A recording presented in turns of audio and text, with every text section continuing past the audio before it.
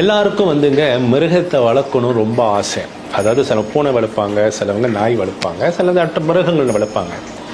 வளருங்க, மிருகத்தை பூனை அதெல்லாம் வளர்க்கும் பொழுது அதுக்கு இருக்கக்கூடிய நன்றி வந்துங்க வேற எங்கேயும் நீங்க பார்க்க முடியாது.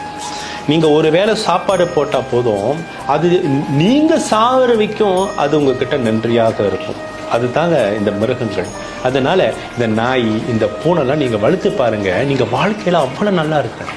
மனிதர்களுக்கு வரக்கூடிய கஷ்டங்கள், கவலைகள், துன்பங்கள் எல்லாமே இந்த மிருகங்கள் அது எடுத்துருமா.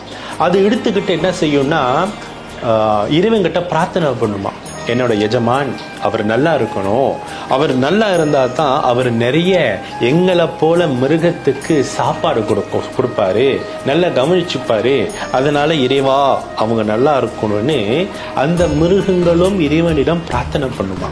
இது ஒரு நம்பிக்கையில சொல்றேன். அதனால மிருகத்தை வளங்க, முக்கியமாக நாயை வளங்க.